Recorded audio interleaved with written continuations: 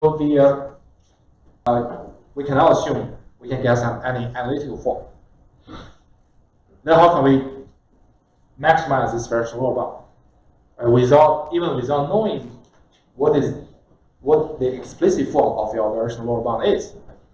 That's the main issue. So to address this issue, we consider to use stochastic optimization, right? So as we mentioned before, right, if we can, for any objective function, fx, if you want to maximize fx with respect to x, if we can arrange this objective function to an expectation, if it is equivalent to the expectation, if we can arrange our objective function this way, then we can do the stochastic optimization. Namely, every time I just sample an instance for epsilon, then I calculate the gradient of this g function. This is called the stochastic gradient, and use the stochastic gradient to update the model parameters x, right? Using stochastic gradient descent, you have to schedule appropriate sequence of your step sizes, which we mentioned in the last section, right? So we want to use this strategy to optimize this expectation, right? We know this expectation does not have any analytical form, so we give up the hope to derive some gradient or whatever on that, right? Instead, we say, okay, this is also an expectation of this complicated log function, right? So naturally, I mean, superficially, we want to see like whether I can move the gradient into the expectation to calculate the stochastic gradient, right? So just like the vanilla stochastic gradient descent, we just switch the order of the expectation and the gradient, right? We move the gradient operation inside expectation and see whether we can just calculate the stochastic gradient here, and then use that to optimize this whole expectation form. Then in the last lecture, we mentioned that this is not feasible because this is wrong, right? Everyone is follows. Is everyone comfortable? Anyone like feels uncomfortable with this? I'm just reviewing what we have discussed in the last lecture. So you can't move the gradient inside the expectation? No, we cannot do that. So basically, I mean, in more detail, like if we want to like use current deviation posterior to sample to generate head into this log likelihood and calculate the gradient with respect to theta, that won't be feasible, and that's wrong. The reason is actually the reason is that the distribution on which we calculate expectation also include the parameters we're interested in. Under this kind of situation, you cannot switch the expectation and the gradient. Why? If it's an integral R over dw, right? The gradient operation, it is equivalent to moving this gradient operation in front of this log likelihood, and you skip the distribution term. Remember, the distribution term is related, depends on theta as well, right? The gradient here is simply 0. And then you take expectation again, it's 0 again. So you won't get any meaningful results. Right? Then the question is how do we adjust this problem, right? So that's like a fundamental tricks right now to train any kinds of neural networks with some probabilistic interpretations. Get rid of the unknown parameters in the distribution on which we compute the expectation. Okay. So basically, the reason we cannot switch the order of the expectation and the gradient is because the distribution on which we compute expectation contains the parameters we want to take gradient, right? But if you want to avoid, if you want to address this problem, you must get rid of these parameters in the distribution you want to take expectation with. How can we do that? we can take a look at the definition of our very simple sphere. Right? So,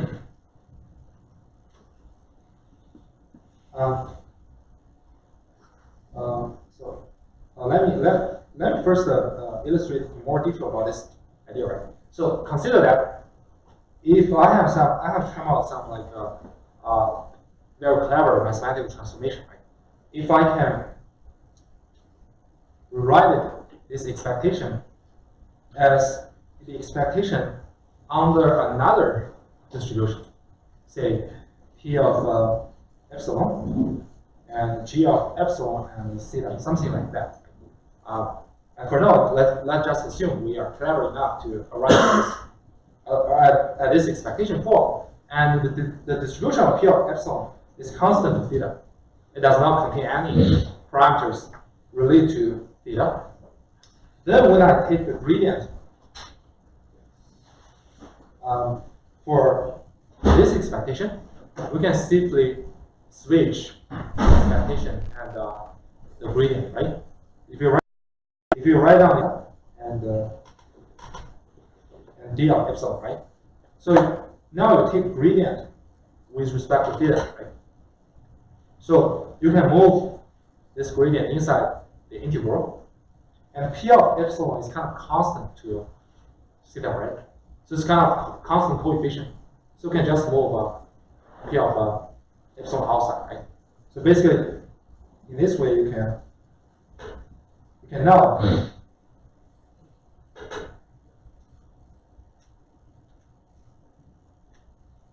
apply gradient over this g function, right? Because P of epsilon is constant to theta. You can consider it as a constant, right? You take gradient of a constant coefficient multiplied with a function, you can just take out the constant coefficient outside. Right? Any question? So this is a key idea.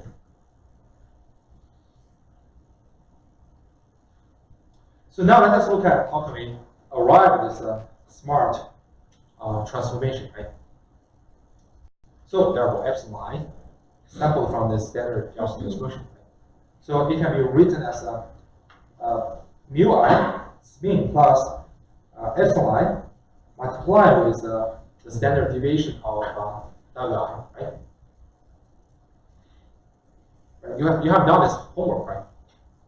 For any Gaussian random variables, their linear transformation is still a Gaussian random variable, right? So if you calculate the distribution of Wi according to this one, where epsilon I comes from the standard Gaussian, you will recover this Gaussian.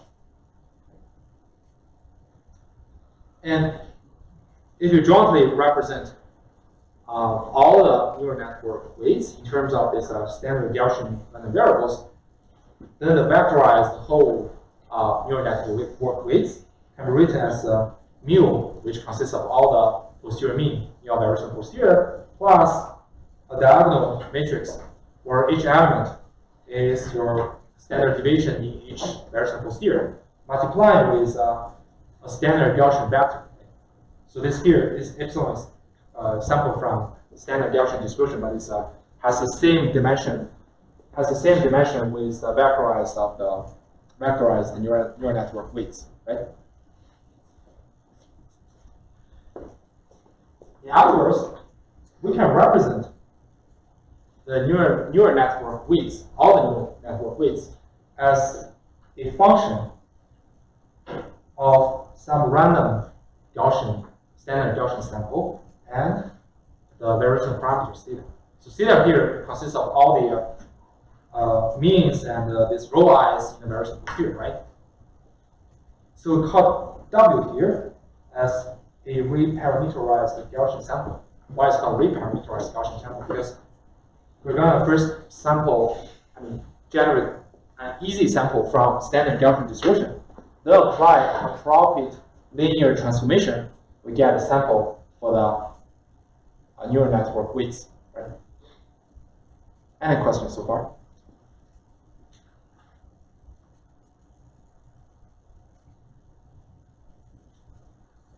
It's pretty straightforward, right? It just follows our our knowledge about Gaussian distribution random variables, right? But what's the benefit of this reparameterization?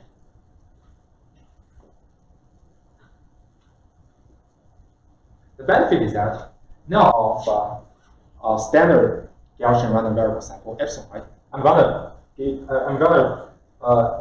get rid of W. I will use this function of variation parameters theta and epsilon to describe the log likelihood. Right? So then, when we compute the expectation of the log likelihood, we can take expectation under the standard Gaussian distribution. These two expectations are totally equivalent. Why? Because if you will the log likelihood as a function of the random variables W, you're going to take expectation under the distribution of W, right? But equivalently, W can be seen as a function of epsilon, of course, the variation parameter theta, right? Then your log likelihood is a function of the random variables epsilon, right? If I want to take expectation of this function of random variable, I just take expectation interval, right? This is something we have introduced in the last lecture, right? And here, because we have already applied the reparameterization trick, and then in the inner summation, each term is expectation of the log likelihood of one example in the mini batch under this standard normal Gaussian distribution, right? So now we combine them together, we actually have this expectation form. First, take expectation with respect to the mini batches. Take expectation under this uniform distribution of the mini batches. Second, we take expectation under the standard Gaussian distribution. And then the term which we take expectation for will be this summation of the log likelihood, which represented in terms of epsilon and the variation parameters. So it's just a simple combination of what we have discussed in the last lecture and the reparameterization we just introduced. Now we can look into the detail of our Bayes by back propagation algorithm. So at the beginning, we initialize our variation parameters theta randomly. And then we go through many iterations, where in each iteration, we first sample a mini batch index, right? We pick up one mini batch. And then we sample a standard Gaussian random variable from this standard. And then we use the mini batch index epsilon to calculate the stochastic gradient. Right? So stochastic gradient is a gradient of the log likelihood of each training example inside the mini batch. And then we use this stochastic gradient to do the stochastic ascent. Here I want to mention that you should use a positive sign here because you need to maximize the evidence lower bound rather than minimize it. But if you use TensorFlow, they will only support minimizing the objective function. That means you have to take the mini batch and sample another Gaussian random variable, plug into this log likelihood to calculate the stochastic gradient and adjust the step size again to update the model parameters. Do it again and again until the maximum number of the iterations have arrived at some other stopping criterion is met. And finally, we will use the updated of theta. Theta here are the posterior means and this rho i's to construct our variation posterior for the neural network weights. Any question regarding the algorithmic steps? We have known all the details about variational inference, right? So it's simply the combination of variational inference and the reparameterization trick. And the reparameterization trick is a very smart trick, but does not require you to know relativity theory. As long as you have a high school knowledge, you can do that. Right?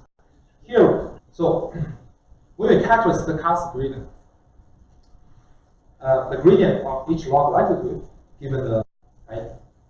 So when you calculate gradient with respect to theta, the gradient of this log likelihood with respect to now you have to involve the output of your network, and then you have to propagate your gradient layer by layer until you reach the bottom level. That's where the step propagation step will kick in. That might be why we call their algorithm, the authors call their algorithm as like base back propagation. So now we have a efficient way to compute the to approximate posterior distribution of base neural nets, and the next goal for our inference is to estimate predictive distribution, right? So the predictive distribution, you have to integrate the prediction P of y star given any w, and multiply with the posterior distribution of w, right? So here we replace posterior by our factorized variational distribution, right? It's Gaussian. But even with primarily Gaussian, because of this likelihood, which involves the neural network output, you cannot expect that we will have any analytical form.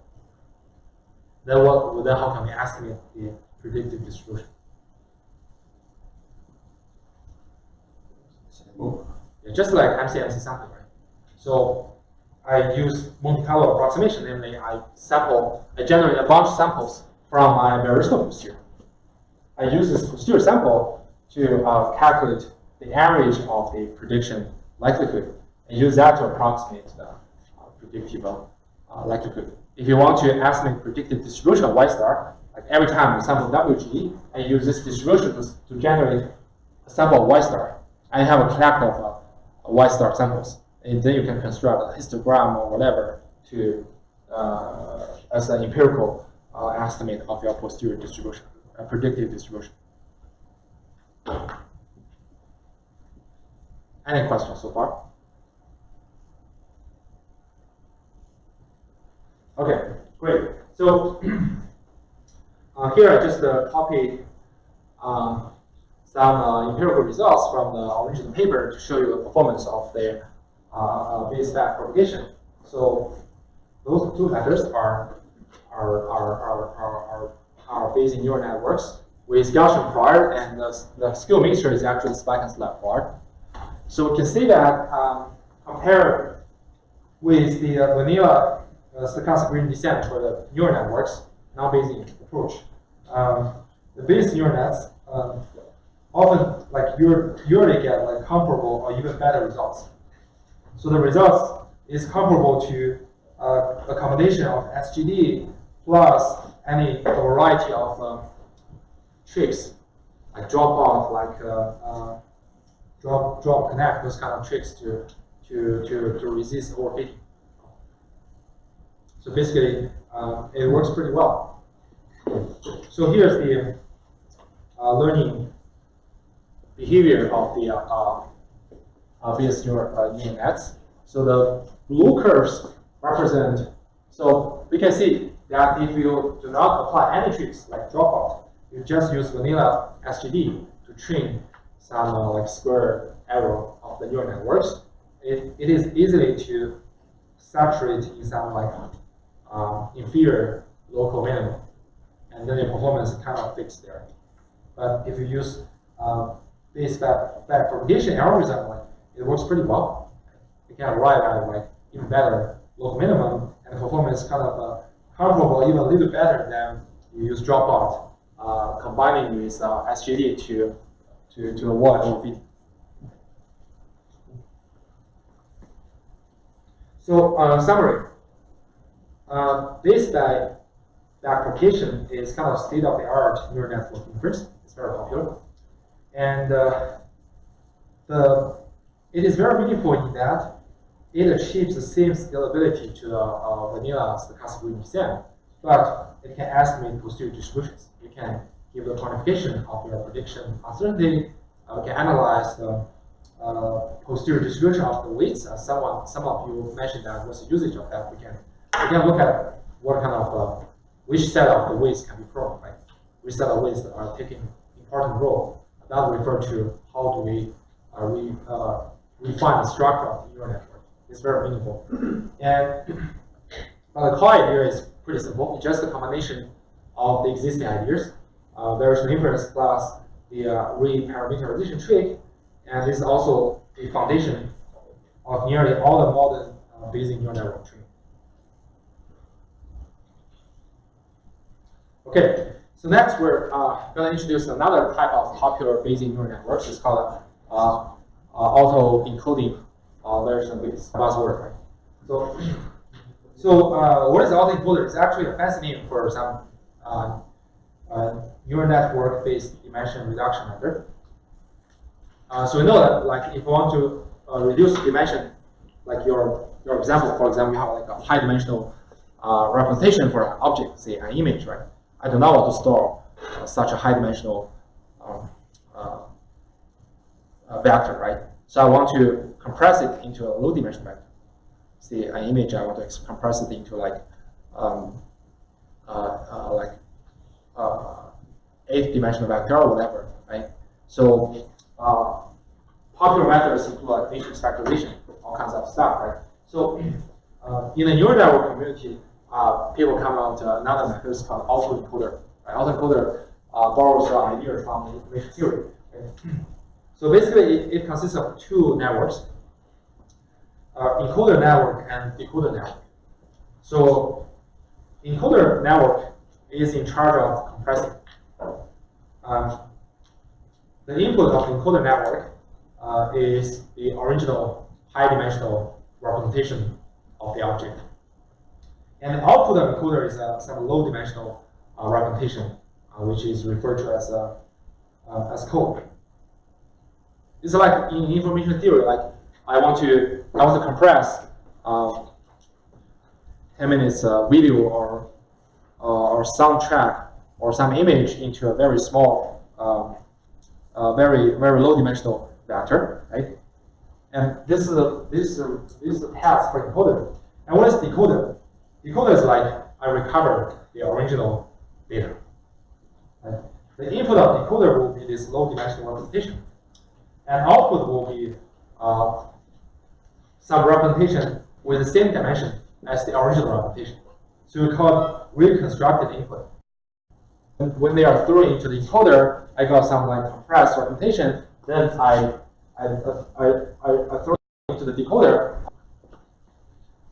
And dimension reduction is a very important application in like data science and machine learning. Raw observations, it's very high dimensional, very noisy, and hopefully through some autoencoder, we're gonna like filter out those noises when we do the compression, because the compression is to collect all the useful information, right?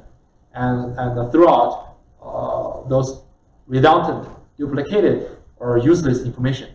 And then when I recover them, I want to see a noisy-free representation. Here's one example. This is the original image, which is kind of quite noisy, right? And then I threw them into the autoencoder. From the encoder output, you see the image is much more clear. And here's the a more formal description of the autoencoder, right? So our high-dimensional representation are represented by xn, and n just denotes like n example, right?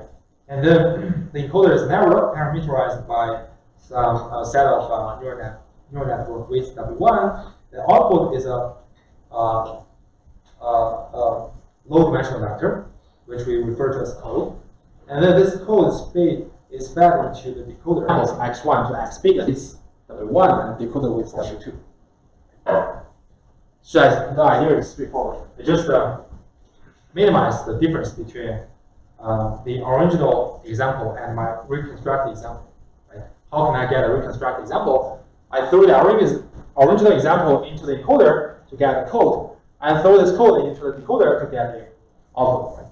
I want this output to be as close to the original example as possible. And commonly use difference measure is the square difference, right? And then just minimize this loss function and to use backpropagation and use stochastic optimization to estimate W1 and W2. So this is a vanilla autoencoder. Any questions so far regarding the modeling? It's pretty straightforward, right?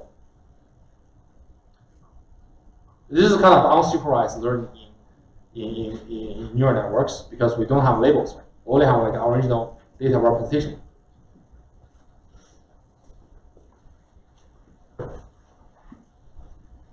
Now I want to introduce the basic version of this autoencoder, which we refer to as a variational autoencoder.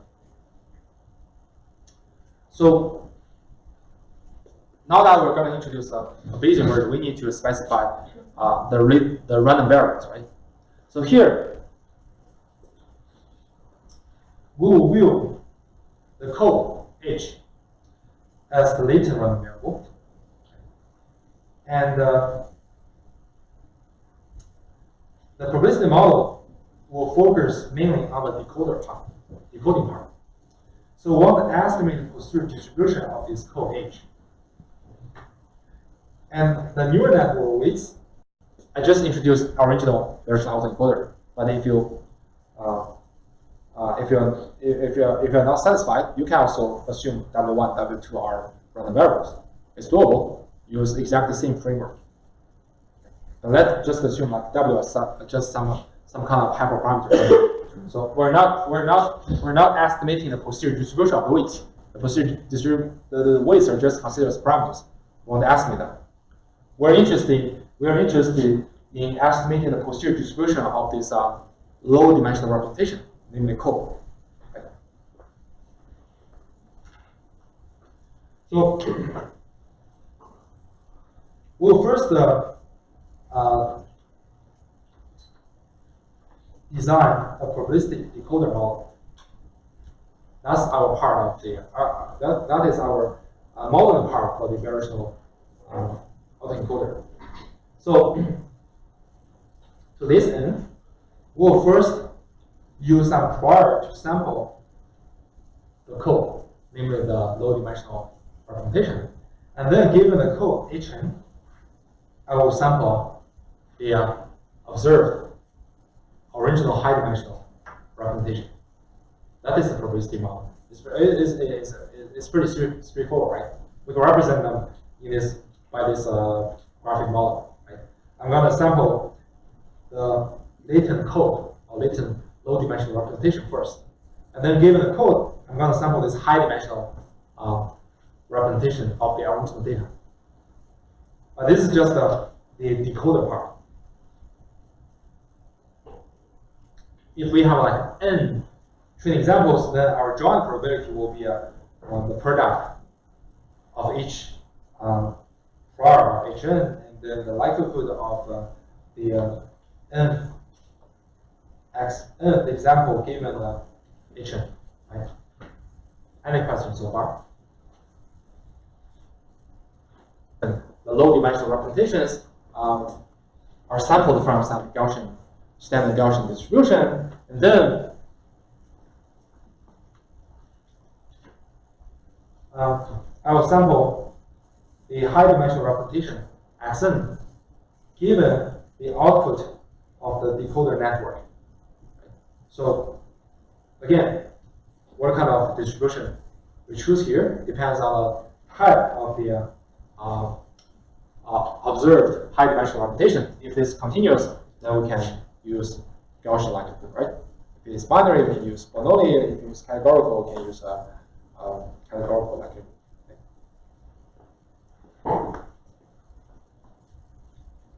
So now let us look at the encoder part. So it looks like, I mean, our part actually is not in the model step. The encoder part is introduced in the inference part. It's defined as the variational posterior distribution type of variational distribution. I define it as output of the encoder network. The encoder network will take the original input action as input, right? So throw a bunch of linear projection, nonlinear activation, linear projection, nonlinear activation, you have some low dimensional output, right? In other words, it can be seen as a conditional distribution of Hn given Xn. That's why we call the encoder here. If you do not want to use that, you can use, say, I can assume Hn is just some Gaussian distribution.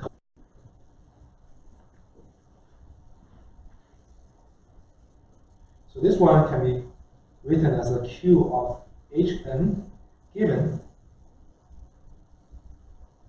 the output of the encoder network with input in Xn.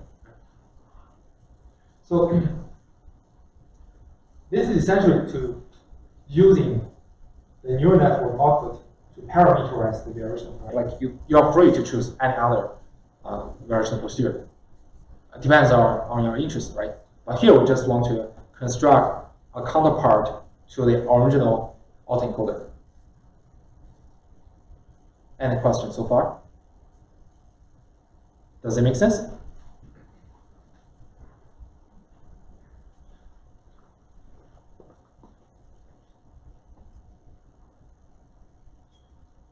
Everyone is comfortable? Yeah, that's nice because we have a knowledge about variation inference. Those kind of things are just all kind of applications of different forms of variational, different forms of variational posterior, and then the recipe is exactly the same. So now, with our definition of the variational posterior, which is the probabilistic encoder, right? And we plug them into the variational model evidence lower bound, we can derive the evidence lower bound, right? And then you can use reparameterization trick plus stochastic optimization on many batches to estimate W1, W2, right? So W2, the decoder network is in the drawn probability of your model, but W1, which determine the encoder network, are variational parameters, because the W1 determines the variational field are from the probabilistic model, because we only construct the probabilistic model for decoder part. And W1 is used, namely the encoder network, is used to construct the variational posterior of the latent code. And to estimate the variational posterior for the latent code, we need to estimate W1. So W1 is actually the variational parameter, right, to determine the posterior distribution. Then we just maximize the evidence lower bound. Again, we can use exactly the same trick as we just mentioned. So now let's look at a concrete example. We're going to look at different types of the high dimensional observations, and then what is the likelihood for the decoder part. Right? So suppose our high dimensional replication is continuous. So say like this nice looking horse. This is actually a high dimensional vector. If you vectorize this high dimensional vector, where each element in this vector is a pixel value, which you can consider as a continuous or real value, right? And then, as we just mentioned, right, for continuous output, we can use Gaussian likelihood. So here's one commonly used way to construct this likelihood. So my output of the decoder network will be two double dimensions of the original example's dimension. Why? Because I'm going to use neural network to parameterize the mean and the covariance. So that means from the output of the second to the last layer, I will first apply a linear projection to get the mean of your Gaussian, a positive variance. I'm going to take exponential of this linear transformation to construct my Gaussian likelihood. And again, to reduce the computation cost, because the output for the decoder part is high dimensional, right? So we usually just use this diagonal Gaussian. We won't use full covariance matrix. That won't be feasible for high dimensional data, right? So now we can see the output, the likelihood output in our probabilistic decoder will be a Gaussian distribution with mean being one part of the output of decoder network, covariance to be another part of output of the decoder network. Does it make sense?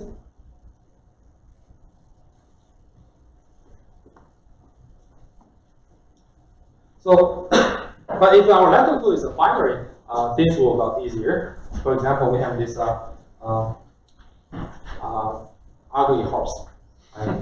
So actually, if you look at its representation, just a binary vector, you only have like black, white pixels, right? So it's actually a long vector of 0 and 1s. So for this, we can use a Bernoulli likelihood, right?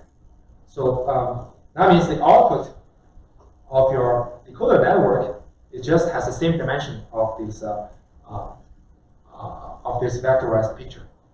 Why? Because we only threw the output into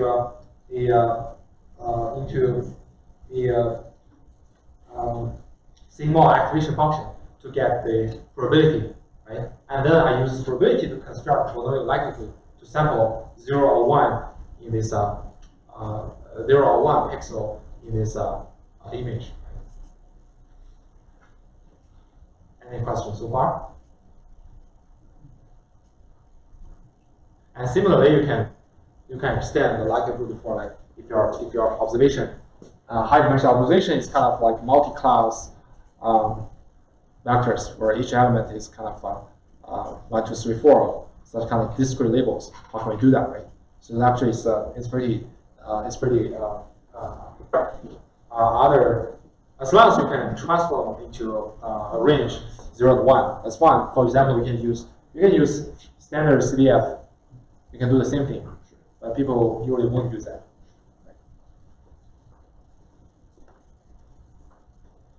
So this is a likelihood when we construct our probabilistic decoder, right?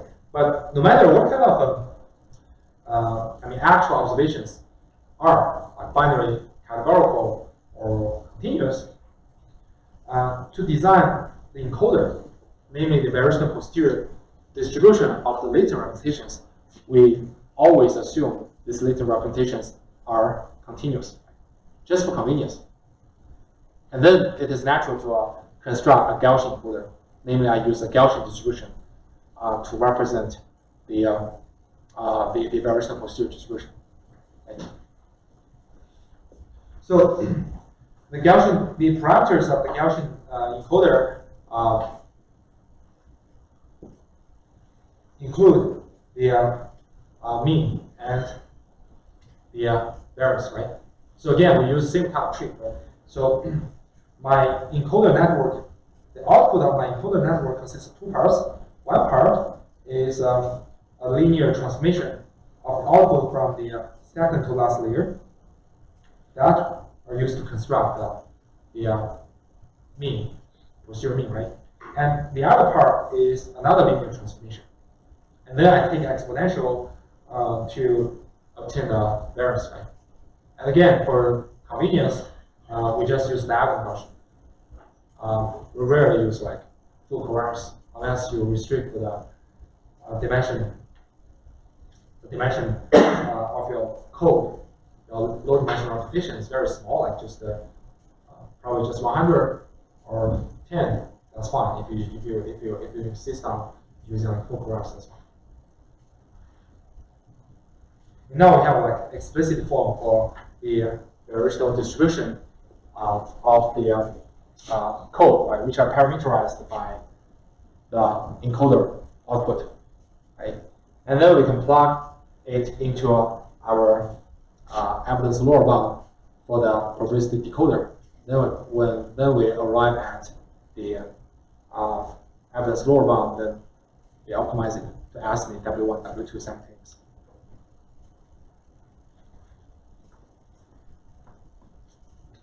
Yeah, that's it. So to summarize, variational autoencoder is to convert the vanilla autoencoder estimation into a probabilistic inference problem. Okay. So it's essentially a trivial application of divergent inference, and it's a state of art. And in the image computer vision domain, this technique is very hot right now. Okay, so I will have introduced another popular, simple. I was just curious. I like the example for the last one. Is there a similar paper where people have shown that using the variational autoencoders can get you like better or similar results than like traditional autoencoders? Yeah, I believe so. I have a listed reference for this original variational autoencoding paper in the website. So if you go to the lecture page, you can click it.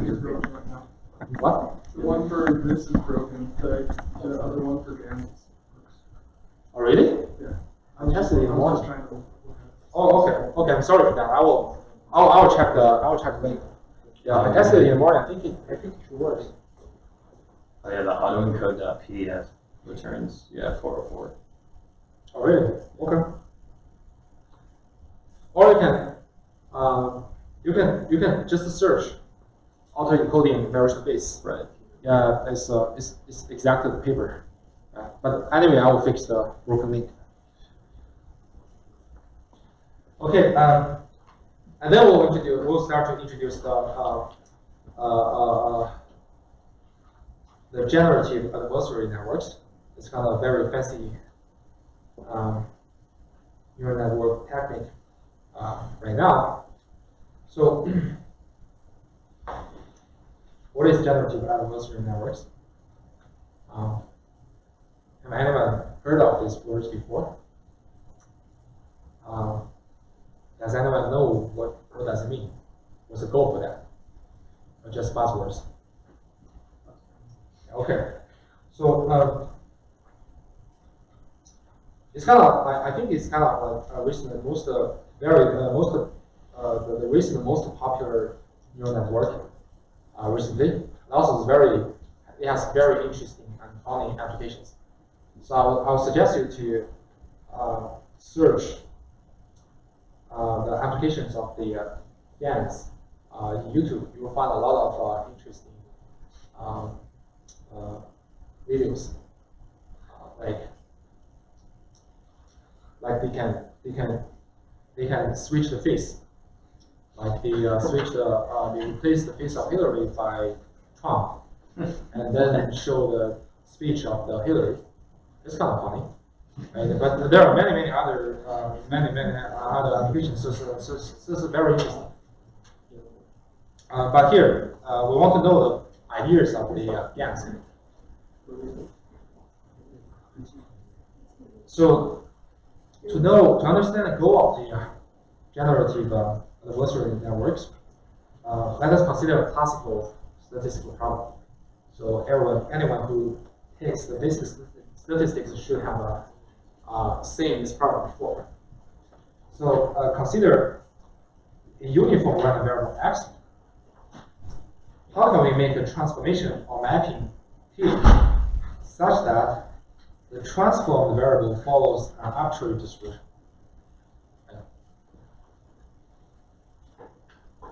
So suppose the target distribution has a cumulative density function to be f, right? So how can I make a uniform random variable?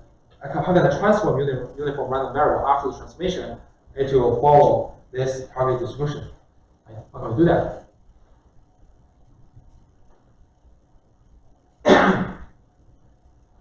We can simply take the inverse of the CDF with input in x. Then you can show that this Tx must follow the target distribution with CDF f. Right? It's pretty easy to prove that.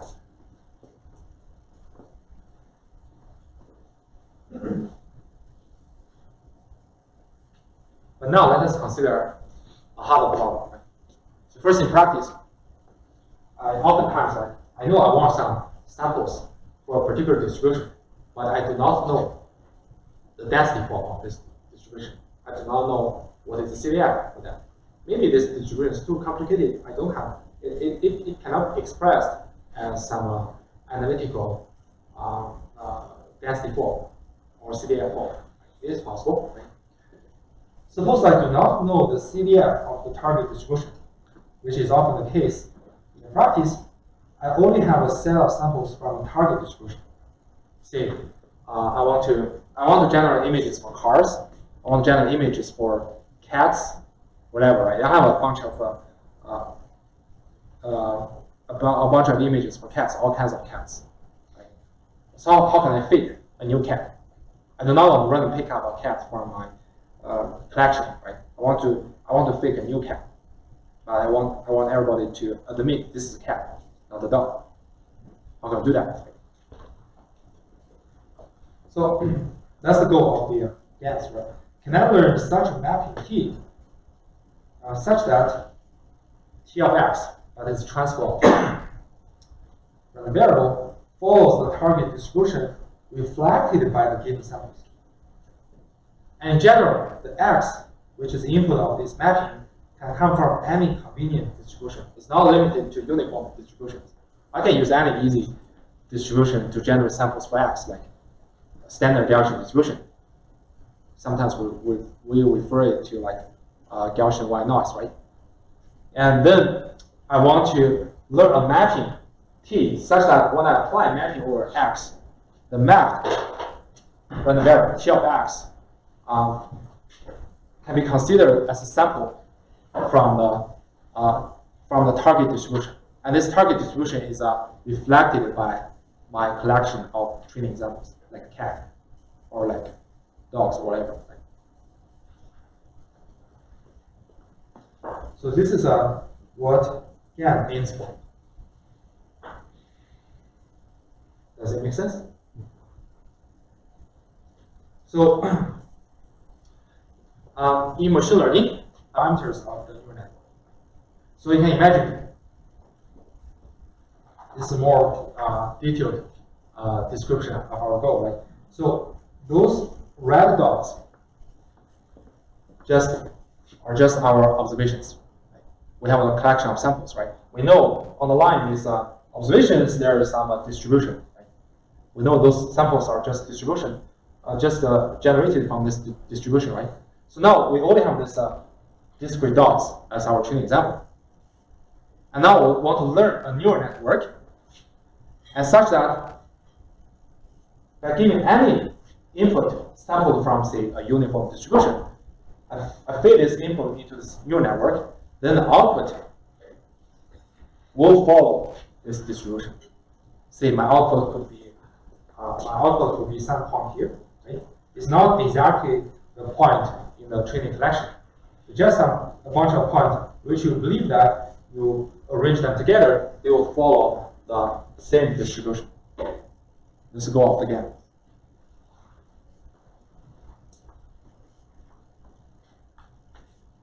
So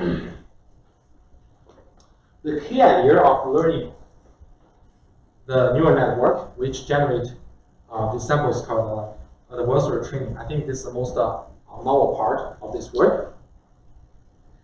So in general, to train such a neural network mapping, I'm not going to use one neural network. I'll use two. So one is the generative network, which is our goal, right? We want to find such a network, which is also referred to as faker, or fake example. And the other is a discriminative network, which we call police. And we want to train an axiom faker through gradient by stronger and stronger police. So basically, I want some police to identify those fake examples generated by my generator network, and then use these negative examples to enhance the faker, such that my faker can get stronger and stronger, and I can generate. Finally, I can generate those examples. The police is not able to differentiate. But at the same time, you can imagine that the police, when they see a lot of like fake examples and also the true examples, it is getting stronger and stronger. So it's kind of adversarial training, right? And finally, we want to obtain some kind of balance point. That's the idea. So here I give you give a more lively example to show that, although the true training procedures may not like that, because that is a optimization procedure, right? So you can imagine, like, we have two networks. The first is a generator, which is a picker. I throw any garbage into this network, right?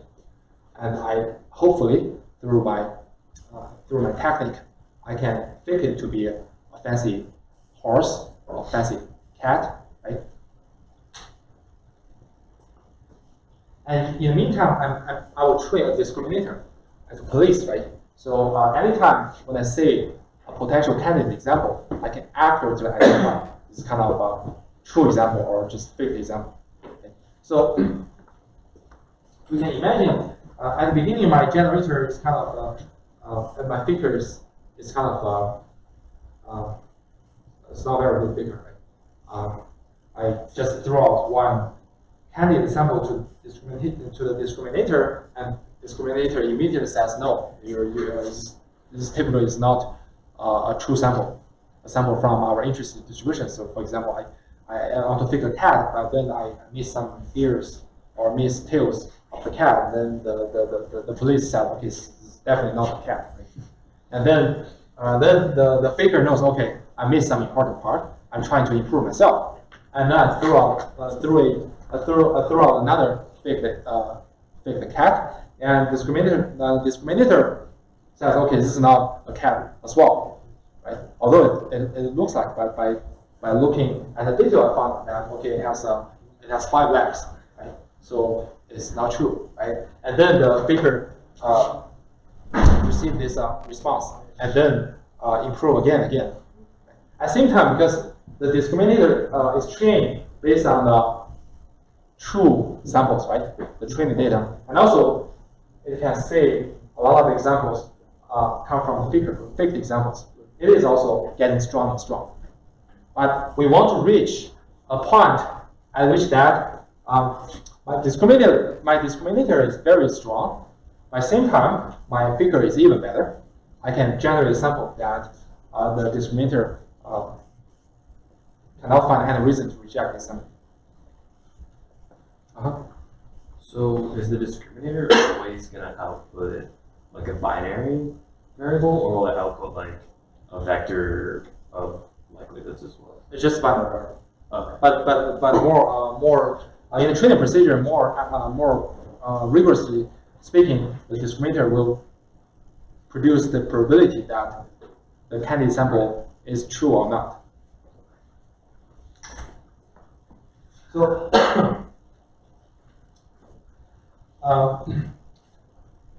now let us talk about the details of our training procedure. Right? So first, I want to design the generator network, which is speaker, right? So the input of the generator will be samples from arbitrary distribution. So typically from uniform distribution or from Gaussian Y naught. So you can consider the input is any garbage you are easy to collect. Okay. The output will be some kind of candidate sample which we want to fake, right?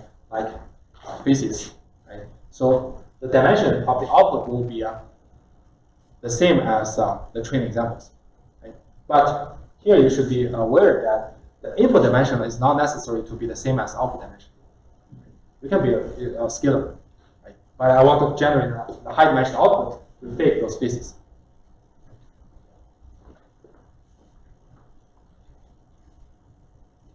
And how do we design the discriminator, namely the police network, right?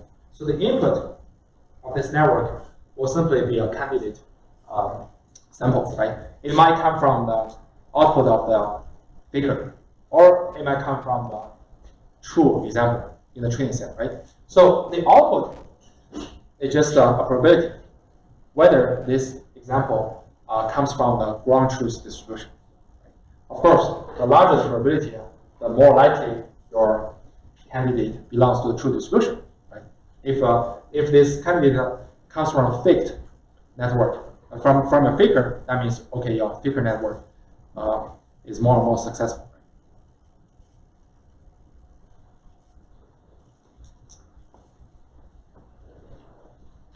So here is the training objective of our generative adversary mathematics. Right? So it's not like an ordinary probabilistic model. We want to maximize some likelihood. It's not like some general loss function. We want to minimize loss. Instead, we're not maximizing or minimizing something. We're doing a so-called minimax optimization problem. This optimization is really complicated. Okay.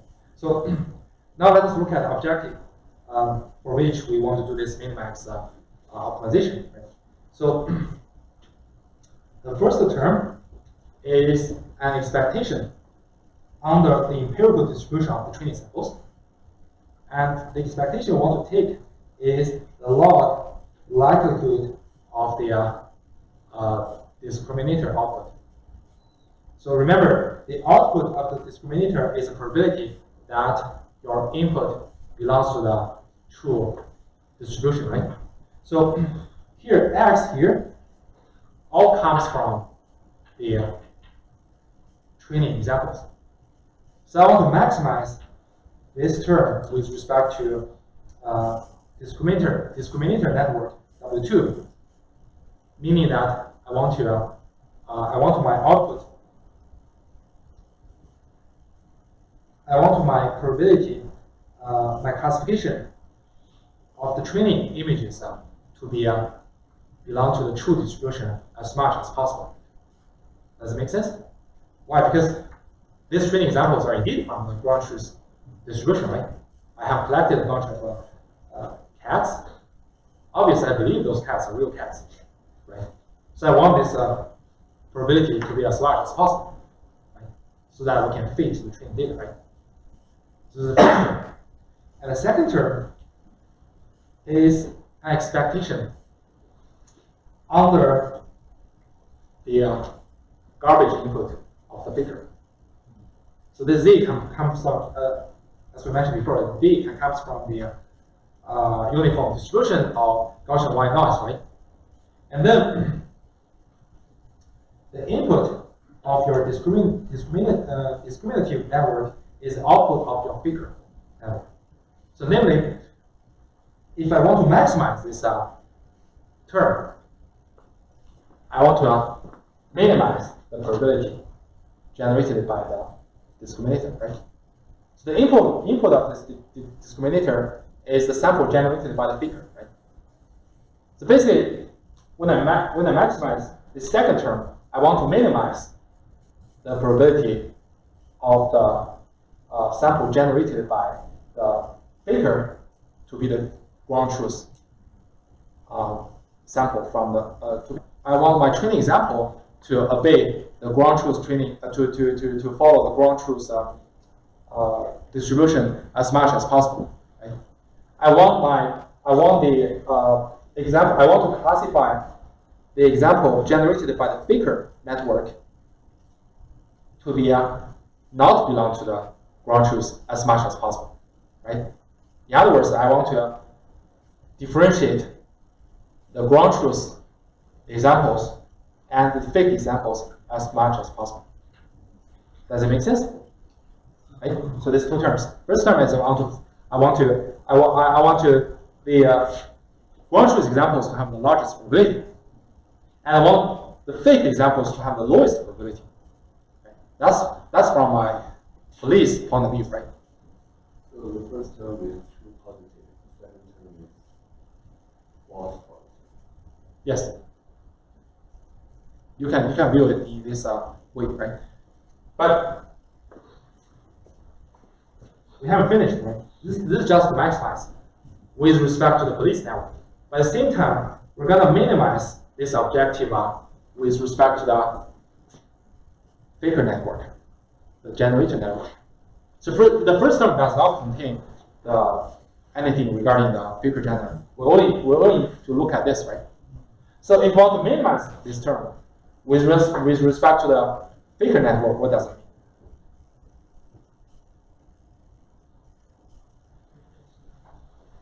What does that mean? If I want to minimize this. So here we can fix the discriminator, right? We only need to adjust the faker network, right? That means, okay, given the current police officer, I'm trying to fake as good as possible. I try to fake as good as possible such that they have a maximum probability to classify me as true example. So now you see the competing procedure, right? So when I do the maximization procedure, I want to train my police to be to have like acute eyes, right? To best differentiate true examples from training data and fake example generated from the faker, right? But at the same time, I want to train through the minimization procedure. I want to train my faker to fake as well as possible, such that the police can have the largest possibility to classify the fake example to be positive, to be from the ground truth distribution, right?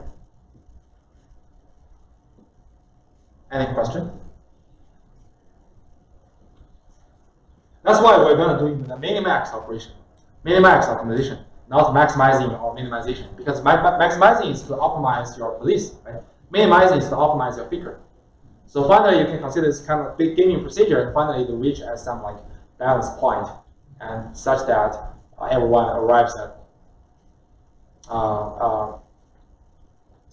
the faker is good enough, and the police good enough, and they cannot discriminate each other.